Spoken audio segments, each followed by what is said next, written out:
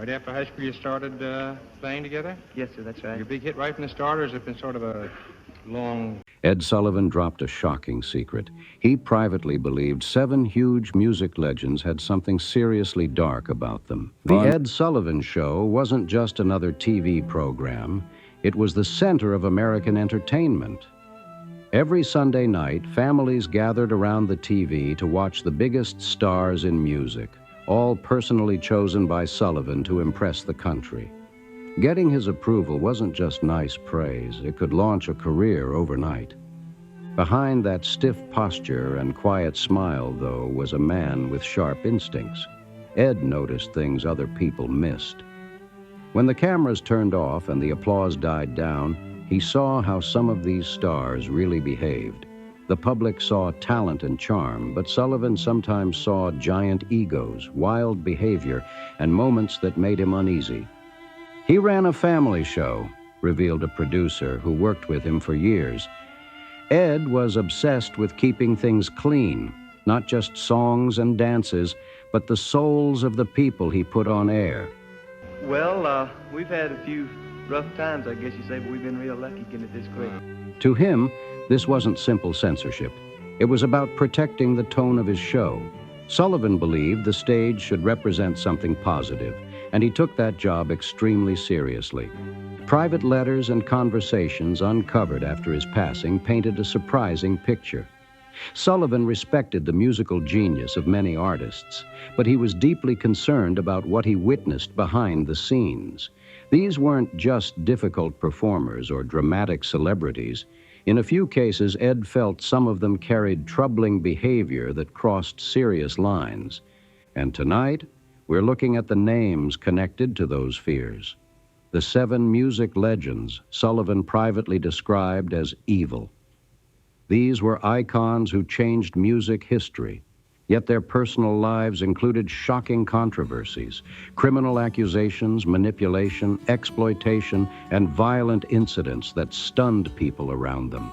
This wasn't just rock and roll chaos. These were stories that reportedly left even Ed Sullivan disturbed. We start with the case that shocked him the most. A piano-pounding rock star whose explosive talent made him famous worldwide. On stage, he was unstoppable, a wild performer who looked ready to take over the whole rock scene. The man was Jerry Lee Lewis, the Killer. When Sullivan learned about the controversy surrounding him, he didn't just distance the show, he cut ties fast. On Jerry Lee Lewis, the Killer's most shocking scandal. When Jerry Lee Lewis exploded onto the Ed Sullivan Show in 1957, he was pure energy. He hammered the piano keys like they owed him money, blonde hair flying while he roared through "Whole Lotta Shakin' Goin' On" and "Great Balls of Fire." The audience lost their minds. The guy was danger, swagger, and rock and roll attitude all at once. People started calling him the Killer, and some fans even said he might challenge Elvis's throne. But less than a year later, everything crashed. During a tour in the United Kingdom, reporters uncovered a secret that triggered worldwide backlash. At 22 years old, Jerry Lee had married his young cousin, Myra Gale Brown, who was under the legal adult age at the time. He reportedly told people she was older, but the truth quickly came out. The reaction was explosive, and the scandal spread everywhere like wildfire. Ed Sullivan was furious when he learned the truth. He never invited him back, said a booking agent who worked closely with the show. Sullivan felt completely betrayed. He had handed Jerry Lee Lewis one of the biggest stages in America, only to discover a scandal that clashed hard with the family-friendly image of the program.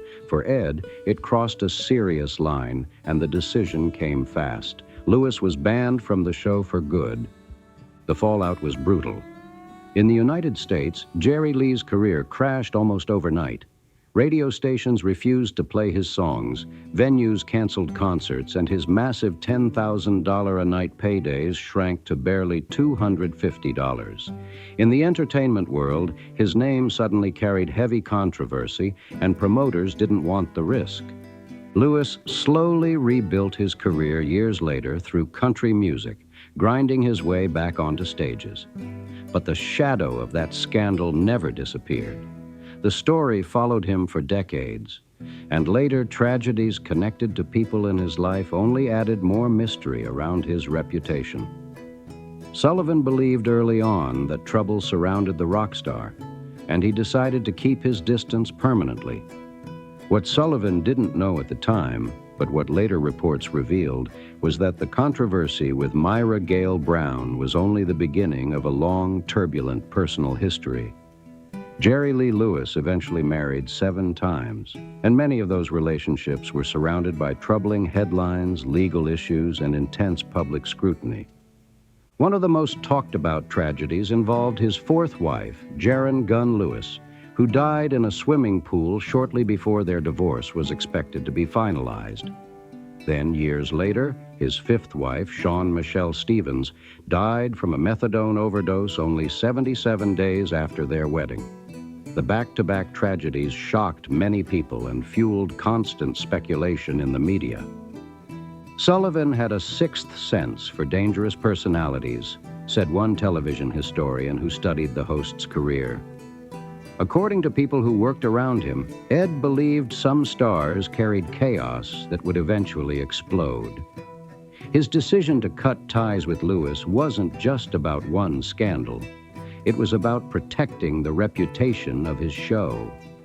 Jerry Lee Lewis remained a huge musical influence. His aggressive piano style and wild performances helped shape early rock and roll forever. But Sullivan believed talent didn't excuse destructive behavior, and his refusal to welcome Lewis back became one of the firmest stands he ever took in show business. Still, Lewis wasn't the only performer who made Sullivan uneasy. Another name on his private list was a giant in funk and soul, a man whose stage brilliance was legendary, but whose private life raised serious concerns. "He's got a devil inside him," Sullivan reportedly told a producer. And when it came to James Brown, the famous godfather of soul, those warnings would later echo through many headlines. To James Brown, the Godfather's Dark Kingdom. James Brown didn't just walk on stage, he erupted with energy. Every move was sharp, every shout powerful, every performance unforgettable. He helped build the sound of funk and changed American music with his rhythm and style. When he appeared on the Ed Sullivan Show, the stage practically shook from his intensity. Even the usually reserved host praised him, calling Brown the hardest working man in show business. That nickname became legendary, but whispers about his private life followed closely behind. Because away from the spotlight, the sparkling capes and flashy stage outfits told a very different story. Off stage, the man behind the legend often showed a side that shocked people around him. Behind those dark sunglasses, insiders claimed there was intense control, explosive anger, and a constant need to dominate the room. He made crowds scream, and women fear him, said one former backstage worker who witnessed Brown's behavior during his appearances connected to The Sullivan Show. Ed Sullivan came from an old-school mindset where performers were expected to show humility and respect. James Brown, however, ran things his own way. People who worked with his band said he demanded strict obedience from everyone around him. Musicians could face heavy fines for tiny mistakes, wrinkled suits, missed dance steps, or even speaking at the wrong moment. He had a God complex, the same insider explained. And that attitude reportedly rubbed Sullivan the wrong way. The problems didn't stop with ego. Over the years, Brown faced a long list of legal trouble. There were arrests connected to domestic disputes, drug allegations, and weapons charges that repeatedly pulled his name into the headlines. The performer who electrified crowds also left behind strained relationships and serious accusations that damaged his reputation. Several women who were part of James Brown's life later shared disturbing experiences publicly. Some described injuries, frightening arguments, and moments that forced police involvement.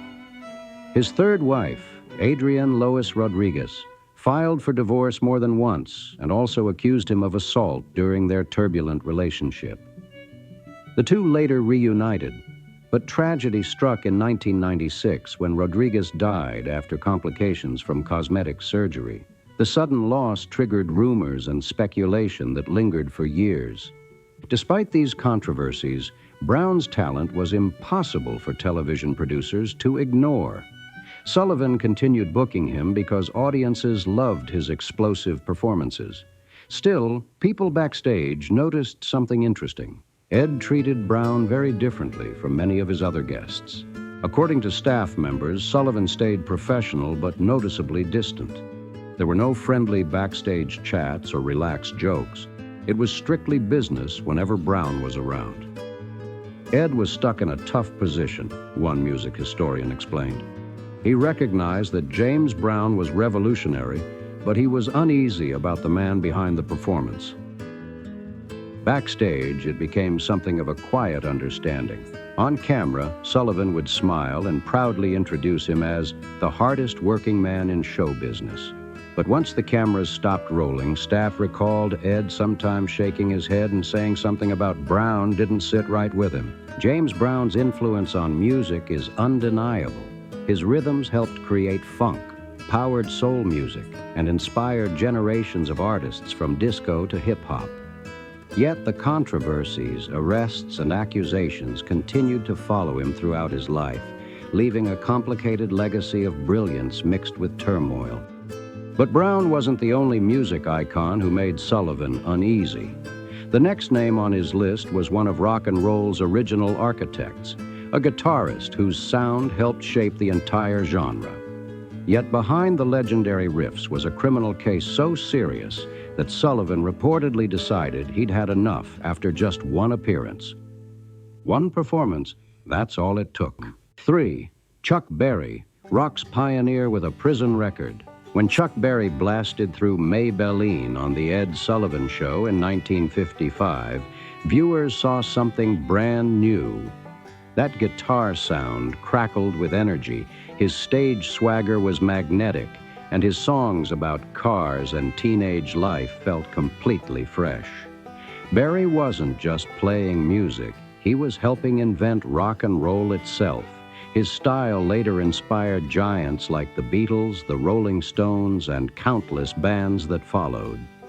At first, Ed Sullivan was excited to have Chuck Berry on the show. Berry looked like the future of music, confident, sharp, and full of creative energy. His guitar sound was fresh, his stage presence magnetic, and audiences loved him instantly. But that excitement didn't last long. The more Sullivan learned about Berry's past, the more uncomfortable he became. Sullivan booked him once and regretted it forever, said a former writer from the Ed Sullivan Show. He was incredible on stage, but Ed was shocked when he discovered the full story behind his record. Berry's legal problems actually began long before his music career exploded. In 1944, years before the fame, he was convicted of armed robbery as a teenager and spent time in a reformatory until he turned 21. That early case already raised eyebrows, but the scandal that truly rocked his reputation came years later. In 1959, Chuck Berry was arrested under the Mann Act. Authorities accused him of transporting a 14-year-old girl across state lines for what the law described as immoral purposes.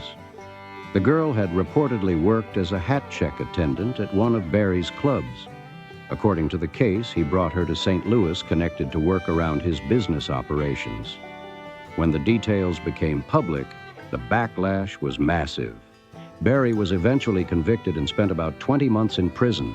Right during the peak of his rock and roll fame, the case exploded across headlines and left many in the entertainment world stunned. For Ed Sullivan, that moment was a major turning point. He had always believed people could rebuild their careers after mistakes, but this situation crossed a line he felt strongly about. Ed took his moral standards very seriously, one cultural historian explained. He believed his show should remain a family-friendly stage, and controversies involving young people were something he would not overlook. After finishing his sentence, Berry returned to performing and slowly rebuilt his career. Fans still packed venues to hear his legendary guitar riffs, but his relationship with the Ed Sullivan Show was finished. Sullivan reportedly felt he could no longer separate the performer's talent from the controversies surrounding his personal life. Unfortunately, Berry's legal issues didn't end there. Over the years, he faced tax evasion charges and several other run-ins with the law that kept his name appearing in court reports and news headlines. Then in 1990, another shocking controversy surfaced. Multiple women filed a class action lawsuit accusing Berry of secretly placing cameras inside the women's restroom at one of his restaurants. The claims sparked national outrage and intense media coverage. Berry eventually settled the lawsuit for a reported $1.2 million. By that point, even many longtime supporters were forced to confront a difficult reality. Chuck Berry's legacy was incredibly complicated. His music, classics like Johnny B. Good, Roll Over Beethoven, and rock and roll music, helped build the foundation of rock itself. Those songs inspired generations of artists and shaped the entire genre. But behind those groundbreaking records stood a man whose personal controversies cast a long shadow over his achievements. It was one of the earliest moments where people struggled to separate art from the artist, one historian explained. Sullivan admired Berry's musical brilliance, but he couldn't ignore the troubling headlines attached to his name. The guitarist may have helped invent rock and roll, but defending his behavior became harder with every new scandal. That conflict, genius versus character, would haunt the entertainment industry for decades, and Ed Sullivan faced that same struggle again with the next name on his list, one of the most famous performers in history, the King himself. Elvis Presley's appearances on the Ed Sullivan Show in 1956 and 1957 weren't just popular, they shook the entire country. The second Elvis stepped onto that stage, the atmosphere exploded. His slick hair, smooth voice, and electric swagger sent teenage fans into complete hysteria. Crowds screamed, headlines went wild, and rock and roll suddenly felt unstoppable. But while the audience was celebrating, Ed Sullivan was watching with a very different reaction. At first, Sullivan actually refused to book Elvis at all. He believed Presley's performances were too provocative and unpredictable for a family television program. The dancing, the energy, the way the crowd reacted, it all made him uneasy. But when competing TV shows brought Elvis on and crushed the ratings, the pressure became impossible to ignore. Ed finally agreed to book him, though he was far from comfortable about it. By Elvis's final appearance, Sullivan made a decision that became television history. Cameras were ordered to film the singer only from the waist up. The move shocked viewers and instantly symbolized the cultural battle happening in America. The older generation trying to control the explosive youth movement that Elvis represented. Sullivan saw the worship and feared the man behind it, one former staff member later explained. He thought Elvis had a kind of influence over young girls that didn't sit right with him. While fans saw excitement and harmless rebellion, Sullivan sometimes viewed the frenzy as something that could become unhealthy. Unlike some other artists people criticized at the time, Elvis did not have a criminal record.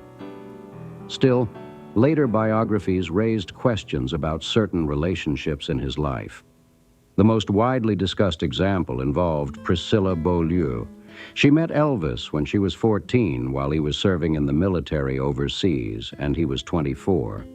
Their relationship developed over several years, and they eventually married when she was 21. In later interviews and memoirs, Priscilla described the relationship as highly controlled.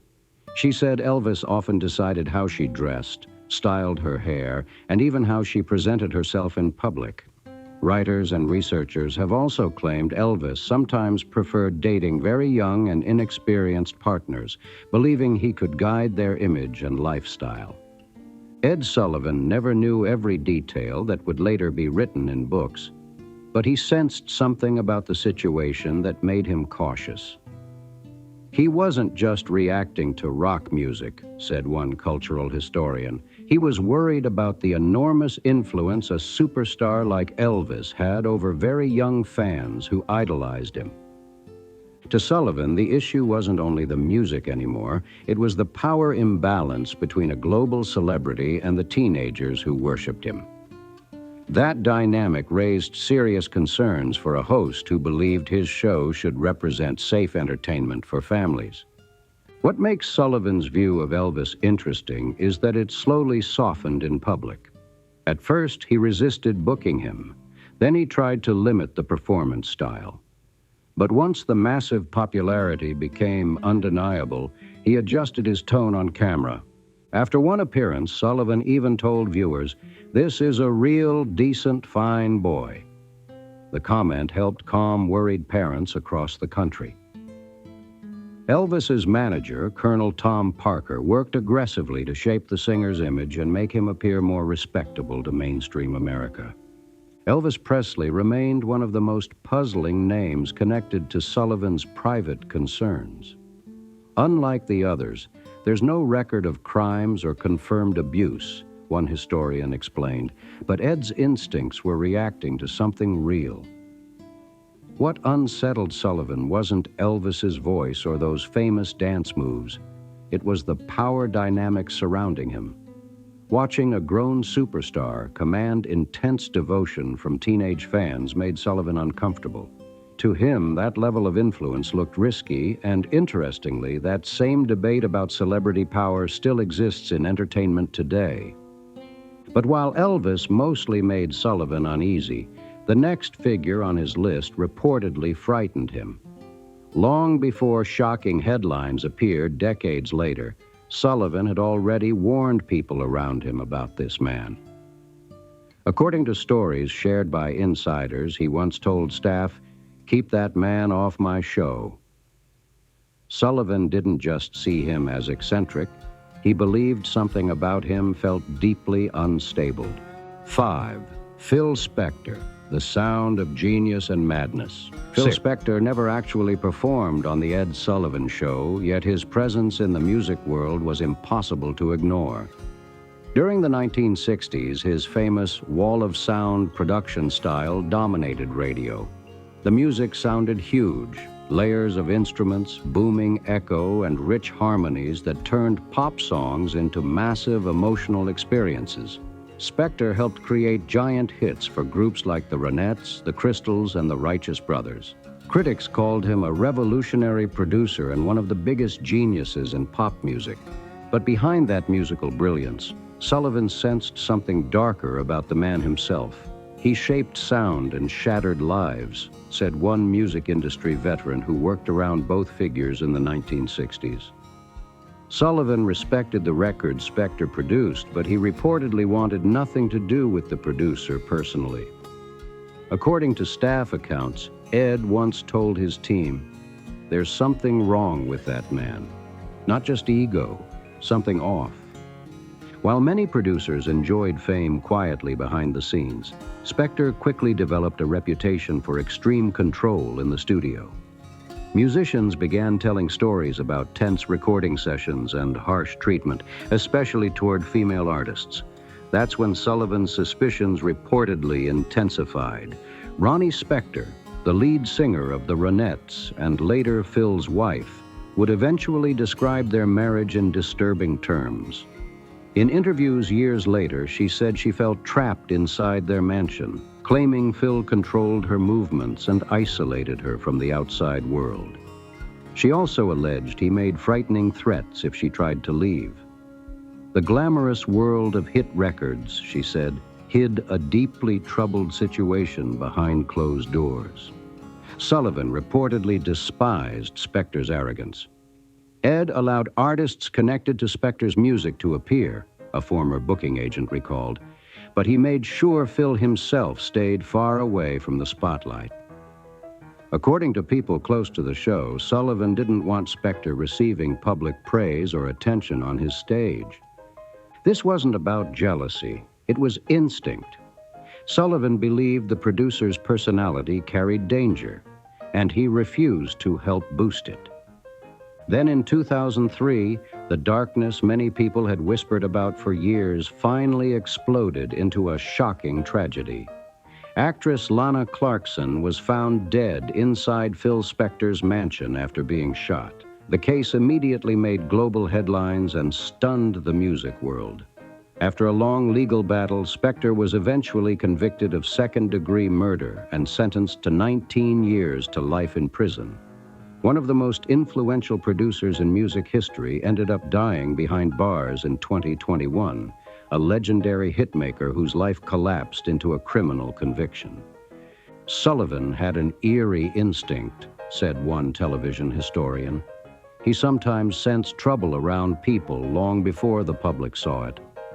According to stories shared by those who worked with him, Ed's distrust of Spector wasn't about rivalry or ego. He simply believed something about the producer felt deeply unstable.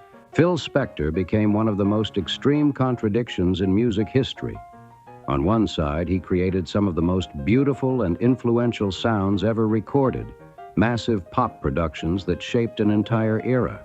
On the other side, his personal life eventually revealed chaos, fear, and violent behavior that destroyed his reputation. For Sullivan, refusing to bring Spector close to his show wasn't just a professional choice, it was instinctive caution. But even that unsettling story wasn't the end of Sullivan's strange ability to read people. The next act he reportedly watched with suspicion looked perfect on stage. They were a dazzling duo, every step synchronized, every note powerful. Crowds loved them, critics praised them, and their chemistry looked unstoppable. Yet something about them kept bothering Sullivan. He reportedly noticed the way Ike Turner constantly watched Tina Turner during performances. According to people who worked around the show, Ed felt the look didn't seem supportive. It felt controlling. Behind the bright smiles and explosive music, Sullivan sensed tension in the air. Years later, the world would learn the painful truth behind that partnership. But Sullivan believed he saw warning signs long before the headlines appeared. 6. Ike Turner, the architect of musical and personal chaos. When Ike and Tina Turner stormed the stage on the Ed Sullivan Show, the energy was unbelievable. Tina's powerful voice and unstoppable movement lit up the room, while Ike stood behind the band, directing everything with sharp precision. Their performances were explosive, especially their famous version of Proud Mary, which became one of the most unforgettable live acts ever shown on television. To viewers at home, they looked like the ultimate musical pair: rhythm, chemistry, and pure star power. But behind the scenes, some people around the show sensed something very different. On stage, it was electric. Off stage, it was hell, one stage manager later said about working around the duo. Sullivan reportedly noticed the tension quickly. He paid close attention to how Ike interacted with Tina during rehearsals and performances. According to crew members, Ed believed Ike's presence carried a heavy sense of control over everything happening around him, especially Tina's movements and performance. He had sharp eyes, one crew member remembered. He saw how Ike watched her, not like a proud partner, but like someone making sure everything stayed exactly the way he wanted. Sullivan began treating the duo differently from other guests. Normally, he was polite and welcoming to everyone, but with Ike and Tina, the dynamic shifted. He would greet Tina warmly, praising her voice, energy, and stage presence, yet he barely acknowledged Ike at all. For someone known for careful manners, that contrast was noticeable. It was his quiet protest, a production assistant later explained. Ed wouldn't confront Ike directly, but he made it clear he didn't respect him. Rumors about Ike's temper and controlling behavior were already spreading in the music industry, and Sullivan paid close attention. Ed loved Tina, one crew member said, but Ike's rage and behavior behind the scenes made him uncomfortable. The tension was something many people backstage could feel. Years later, the truth behind the partnership became widely known. In 1976, Tina Turner left the relationship and later shared her story in the book I, Tina, which inspired the film What's Love Got to Do with It? She described years of severe mistreatment and emotional trauma while performing under intense pressure. Historians later pointed out that Sullivan's instincts about Ike had been strong from the start. He didn't just dislike Ike, he morally rejected him, one researcher explained. Despite Ike Turner's major influence on early rock music, including the 1951 record Rocket 88, often credited as one of the first rock and roll songs, his reputation was permanently damaged by the revelations about his personal life. Sullivan's handling of the act showed the difficult balance he faced. He admired Tina's talent and kept inviting the duo to perform, but his distance from Ike spoke loudly. Small gestures backstage revealed exactly where he stood. For Sullivan, show business was never only about talent, it was about character. But the final name on his list was different. This musician wasn't known for hurting others. Instead, his reputation came from rebellion, defiance, and self-destructive behavior. And the moment that proved Sullivan's fears happened live on television in front of millions. When the Doors appeared on the Ed Sullivan Show in 1967, they were one of the hottest bands in America. But one broken promise during their performance of Light My Fire would shock Sullivan and end their relationship with the show overnight. But when the cameras started rolling, Jim Morrison did something no one backstage expected. He stared straight into the lens and sang the forbidden lyric exactly the way it was written. Girl, we couldn't get much higher, loud, clear, and completely unapologetic. The studio suddenly felt tense. Producers looked at each other in panic, and Ed Sullivan was stunned by what had just happened. Backstage, Morrison reportedly brushed off the controversy with his usual cool attitude. Hey, man, we just did what we do, he told staff members. To Sullivan, that reaction didn't look confident. It looked disrespectful. He believed Morrison had just ignored a promise made moments earlier. He broke the deal live on national television, one producer later recalled. Ed wasn't just upset about the lyric. He was upset because Morrison didn't seem to care about boundaries or keeping his word. The response was immediate. The band was banned from appearing on the Ed Sullivan Show ever again. On camera, Sullivan stayed calm and finished the broadcast professionally. But once the show ended, his decision was final. He'll never perform here again, he reportedly told his team. Years later, people who worked on the show remembered that moment differently. As Morrison's life became increasingly chaotic, with heavy drinking, unpredictable performances, and legal trouble, some staff members felt Sullivan had sensed the warning signs early. The entire clash with the Doors came down to a single lyric.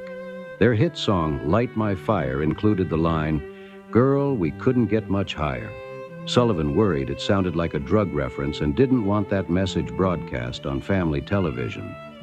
Before the show began, he personally asked Morrison to change the line to, "Girl, we couldn't get much better," just for that night.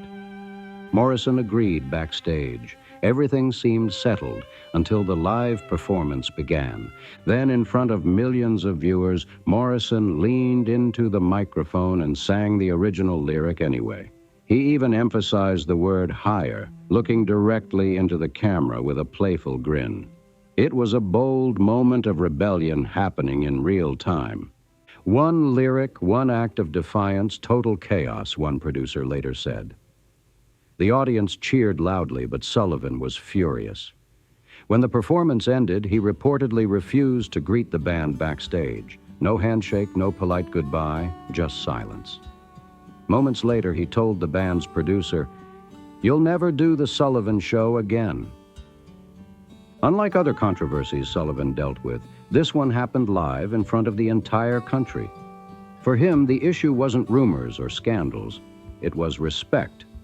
Morrison had agreed to something and then publicly ignored it. According to one former booking agent, Sullivan even described Morrison as a walking ego trip on acid. In Sullivan's eyes, the broken promise revealed something important about the singer's character. A cultural historian later explained it clearly. Sullivan saw the storm inside Morrison. According to people close to the show, Ed once told his team that Jim Morrison carried something destructive within him, a kind of brilliance mixed with chaos that might eventually consume him. Sadly, that prediction didn't feel far off as the years passed.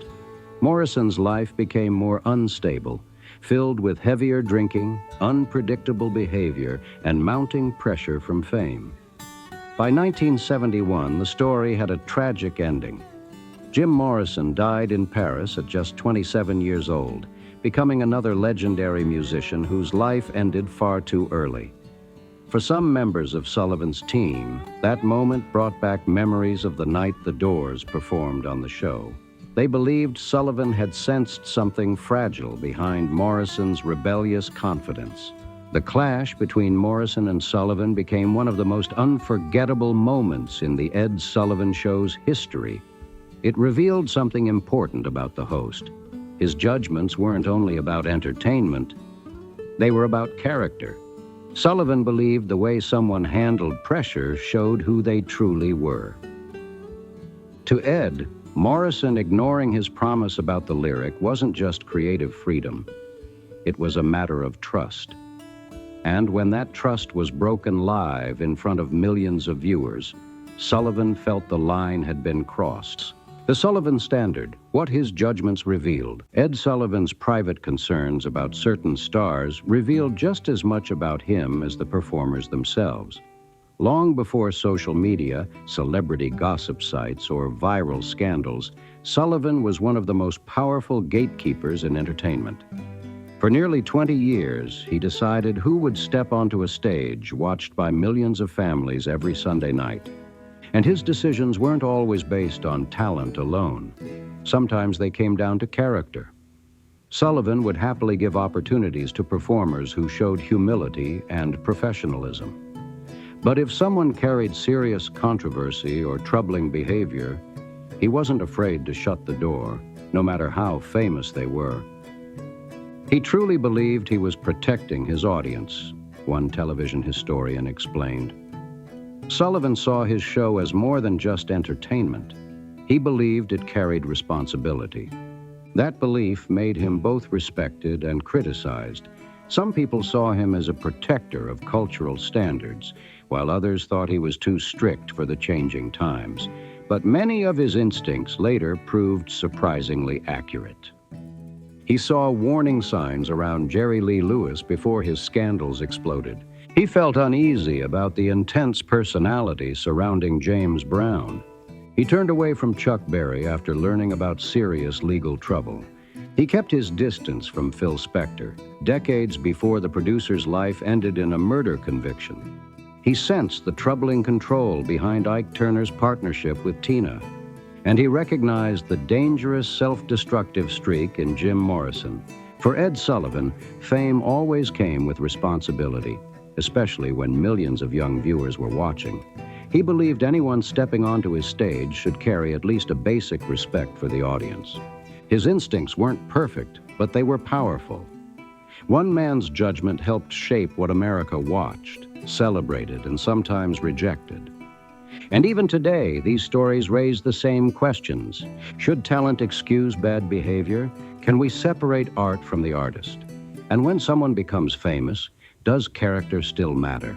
No matter where you land on that debate, Ed Sullivan believed it absolutely did.